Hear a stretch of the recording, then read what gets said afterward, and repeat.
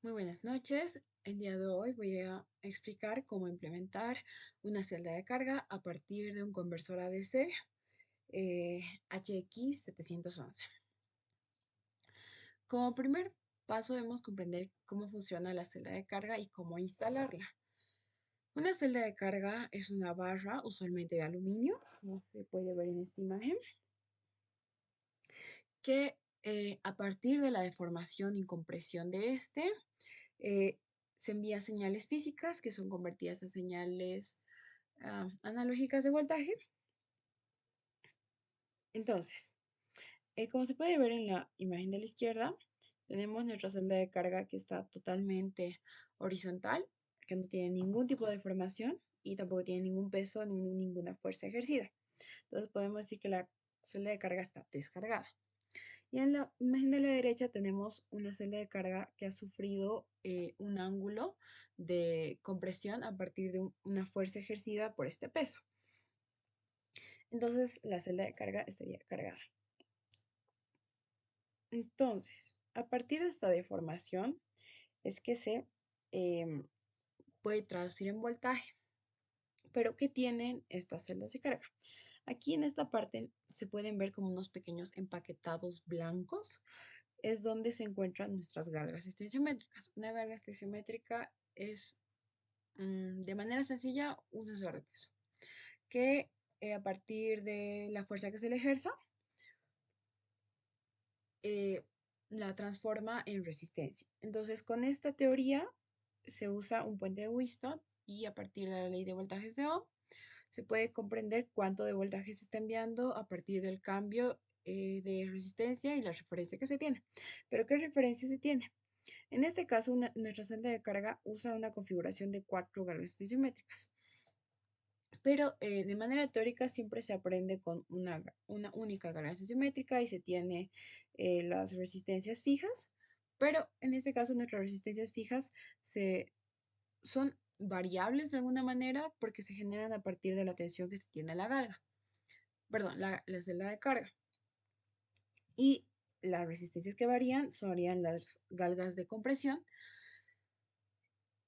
Y todo esto sucede a partir de un voltaje de referencia, que sería el de alimentación, y nos da una salida, que sería una señal de voltaje, que en este caso lo vamos a denotar con la letra A o B. Y el voltaje de referencia como voltaje E positivo y E negativo. Entonces les presento otra vez a la celda de carga. Aquí están los empaquetados donde se encuentran las cargas estenciométricas usualmente. Y estas celdas de carga tienen 4 cables, dos que corresponden a las voltajes de referencia, que sería el E positivo y el negativo, y dos que corresponden a las señales de salida, que serían analógicas. Este es el HX711, que es un conversor ADC. Entonces nos entra nuestra señal de voltaje, que sería un voltaje ADC, y nos envía una señal digital. Eh, Este componente tiene dos tipos de entradas, o sea, le puedes poner de señal de entrada A y también la señal de entrada B. Todo depende de la ganancia que se quiera tener, porque no solo es un ADC, también es un amplificador operacional de instrumentación. Entonces, esta pequeña plaquita, podríamos llamarla, tiene el voltaje de alimentación, que es el VCC, el ground como pin, como pines, la salida digital y un clock que se configura para poder leer esta señal analógica y convertirla a digital. Y también este clock se configura para definir la ganancia que se va a tener. Pero antes de entrar en la parte circuital, es importante notar cómo se da la construcción de este. Esta celda de carga suele tener una imagen de referencia o una señalítica, en este caso la que yo usé es de 5 kilogramos, que tiene una señalítica de una flecha abajo para demostrar dónde se debe ejercer el peso. Entonces, tenemos nuestra pequeña celda de carga que está construida con dos plataformas, una fija y una móvil. Ambas están fijadas por dos pernos que no deberían estar en su totalidad justos, tal vez podríamos decir a un 98%, para que esta plataforma móvil pueda realmente ejercer un cambio acá. Y tenemos dos cuñas, por decirlo de alguna manera, que generan la compresión. Es muy similar al quiebre de un lápiz cuando se le ejerce presión. Entonces, si quebrásemos un lápiz, em, es, esa torsión que existe, eso se genera a partir de estas cuñas. Y para su construcción está definida, como les mencionaba, por esta pequeña imagen de 5 kilogramos que nos denota dónde se debe ejercer el peso. En este caso, como la flecha estaría aquí, aquí es donde se debería poner el peso. Yo que sé, podrían pesar su celular, algún componente o una herramienta, por ejemplo. Un momento, por favor. Ahora sí. Entonces, ya entrando en el datasheet, tenemos lo que nos menciona, ¿no? Es un conversor ADC de 24 bits de las escalas de peso, bueno, las celdas de carga en este caso. Y aquí está la parte circuital, que realmente no es utiliza un amplificador operacional, tiene su pequeño oscilador.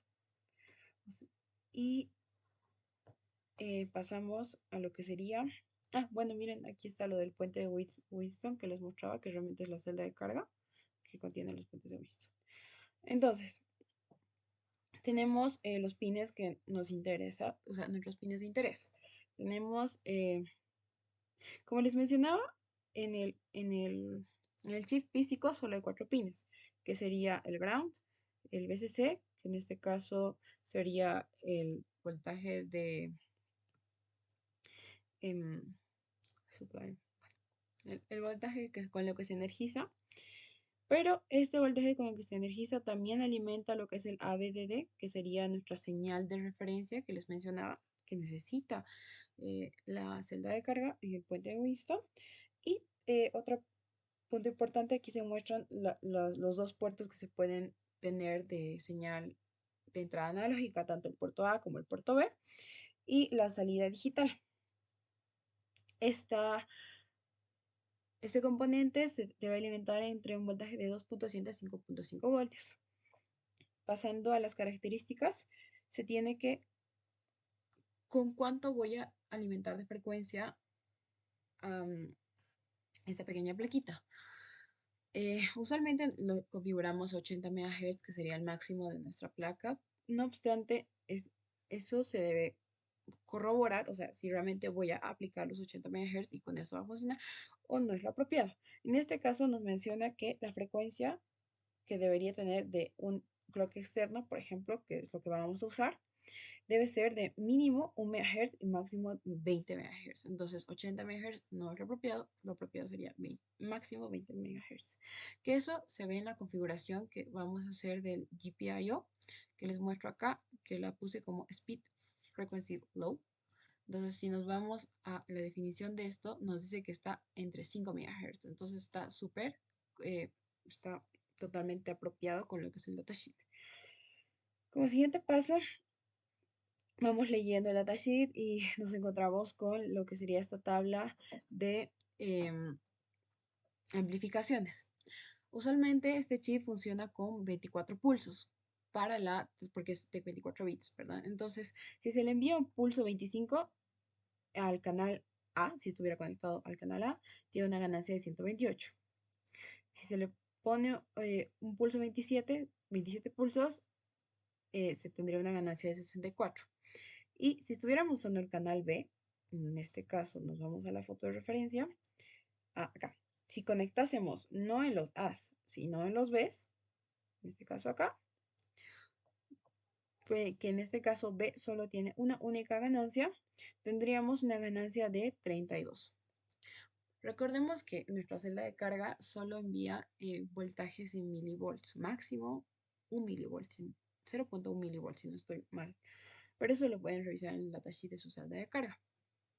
Entonces, eso no es algo que lo pueda leer nuestro STM y por eso también tiene un amplificador operacional esto. Entonces, nos vamos a cómo funciona y a qué me refiero cuando hay que enviar un clock distinto de del que conocemos, que dijimos que era máximo 20 MHz, pero en este caso estábamos usando los 5 MHz de la frecuencia baja. Totalmente distinto de esto, hay que generar un clock que ingresaría en este pin que les mencionaba de acá, de SCK. Entonces, ¿qué se le genera ahí? Permítanme hacerlo más pequeño esto. Lo que se le genera ahí es lo siguiente. Para empezar, esta es nuestra salida digital. Para que funcione, debe iniciar eh, en 0. O sea, realmente le entran ceros y uno porque es una señal analógica, entonces le entra. Sí, le entra eso. Un momento, por favor. Perdón, tuve una pequeña confusión. No es una señal analógica, es una señal digital, pero esa señal digital se genera a partir de la señal analógica que nos da la celda de carga. Perdón. Entonces, primero entendemos que se deben generar 24 pulsos para una ganancia de 128, que sería la regular, por decirlo de alguna manera. Y estos pulsos, ¿en qué frecuencia deben funcionar? Eh, Debe funcionar entre 0.2 mínimamente microsegundos, que correspondería, entonces, si el T3 es 0.2, el T4 es 0.2, se le suma, nos dice que es microsegundos, lo multiplicamos por 10 a la menos 6, lo sacamos el inverso para esa frecuencia y nos daría como un mínimo de 2.5 MHz que debería funcionar nuestro eh, clock que corresponde al pin del chip. Entonces, en cada cambio de este clock se va tomando un dato, un bit, que se genera a partir de lo que señal lógica que sale en el de out.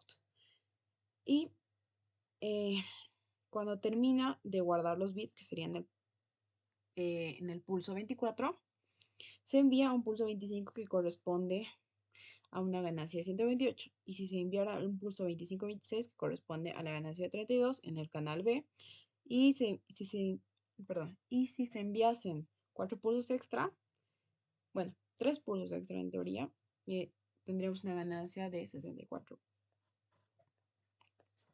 Bueno, eso es la parte de la conversión, bueno, de la toma de datos, de la toma de bits y la ganancia que se puede entender de esta imagen. Entonces, lo bueno de este datasheet es que tiene realmente una referencia de cómo hacer nuestro código, nuestro driver, por decirlo de alguna manera. En este caso incluso nos lo da en C, que es el lenguaje que usa la STM, pero no nos los entrega tal cual escrito, tampoco lo explica muy bien. Entonces, lo que comprendimos de lo anterior, desde las imágenes de que debemos generar 24 pulsos y en cada pulso se tiene que tomar el dato, es que se puede programar un código, una librería, podríamos decirlo, para la toma de datos. Entonces, inicialmente tendríamos que configurar un GPIO que envíe un clock.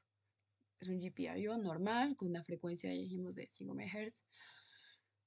Y también tendríamos que configurar un GPIO de lectura. Este GPIO corresponde a lo que sale del DT, perdón, del pin que lo damos como DT o señal digital. Entonces, tendríamos un pin para la señal digital que sale y un pin para el clock del GPIO que estamos generando. Entonces, nos vamos a nuestra construcción de la función, que sería esta acá. Es bastante sencilla. Nos basamos, como les dije, en el datasheet. Entonces, generamos una variable que la vamos a llamar como conteo, siguiendo la referencia del datasheet. ¿Qué va a ser realmente la variable que va a contener los bits que se han leído. Entonces, cuando la lectura sea cero, cuando el, la salida del digital sea cero, esto va a suceder lo del while y va a empezar a va a empezar a crear un for de 24 bits, podríamos decir, entonces sería 24 pulsos. Como sabemos, va a empezar en 0 y de 0 a 23 hay 24 pulsos. Entonces, cuando se dé un clock de inicio, o sea, es decir, un momento por favor, nos vamos a la imagen de acá, esta es da mucha ayuda. Entonces, cuando se dé un pulso de subida, la variable va a recorrer un bit a la izquierda. Entonces, lo único que estamos haciendo es guardar bits. Entonces, por decirles, tenemos un 1, 2, 3, 4 números, por ejemplo. Entonces, va a recorrer estos números a la izquierda en la variable. Y va a almacenar dependiendo de si baja o no, dependiendo, perdón, de si la salida digital es 1, va a almacenar 1, 1, y si no, va a almacenar un 0 el, por el barrido de bits hacia la izquierda. Entonces, como que está moviendo 1. Entonces, si la siguiente lectura es 0, es 0. Entonces, todo esto va a recorrer de esta manera. Y aquí se va a generar un 0. Y por decirles, el siguiente lectura era un DT positivo. Entonces, que aquí hubo un DT positivo, entonces acá se va a almacenar ese DT positivo. 1, 0, 0, 1. Entonces, realmente en cada toma de datos em, se está recorriendo el bit y se lo está guardando. Y de esta manera se guarda la variable de 24 bits. Una vez que termina este ciclo for de 24 bits, que realmente solo es la generación de este pulso que les menciono, y en cada subida, em, perdón, se genera el pulso, entonces ahí digo, realmente el DT está en high o está en low. Si está en high, guardo ese 1, y si está en low, guardo ese 0 y recorro la variable a la izquierda. Una vez que termine esta secuencia de 24 pulsos, que sería la lectura como tal, enviaremos un pulso 25 que yo quería que tenga una ganancia de 128. Y esto se guardaría. eh, Como ya tenemos nuestra variable de 24 bits, hacemos una conversión a 32 bits porque 32 bits es lo que puede manejar nuestro STM, nuestro ID. Entonces se hace una operación XOR con este número y esto lo transforma a 32 bits. Por último,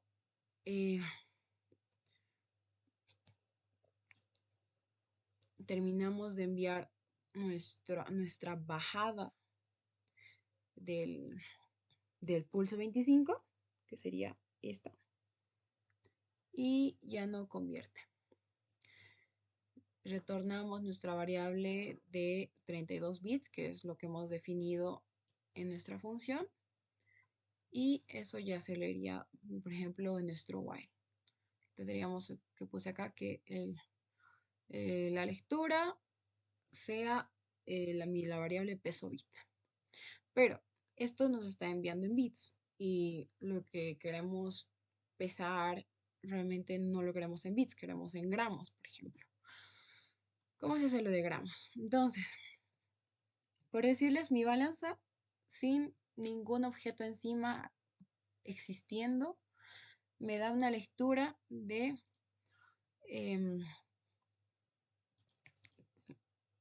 9000, realmente aquí hay un 0.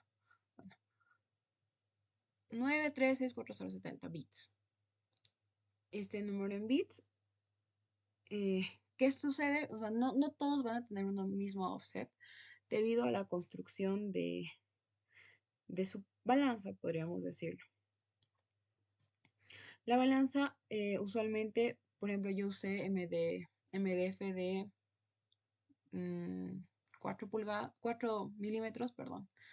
Entonces, por ejemplo, ustedes pueden usar aluminio, pueden usar una madera más pesada, MDF de 6 milímetros. Entonces, ese peso que él genera y la compresión también por a- con cuánta fuerza lo construyan con los pernos, también modifica su offset. Entonces, eh, en mi caso, mi offset era de este valor en bits. Lo que hice fue, después en mi balanza, le añadí un pequeño objeto que tenía en casa. Y este objeto ya me pesaba este valor en bits, que realmente se ve un cambio acá de 66, de 64 a 66. Entonces sí, ha pesado, ha subido. Y aparte de eso, con una balanza que yo tengo en casa, pesé ese mismo objeto y me daba 205 gramos. Entonces ya tenía un valor de referencia y mi valor del offset. Si no tuviesen una balanza, pueden tener ya algo que esté pesado, por ejemplo, un kilo de arroz, y de esa manera pueden generar su propia escala. Entonces tenemos nuestra constante del offset, que eso nunca va a cambiar, y mi escala que va a suceder a partir de,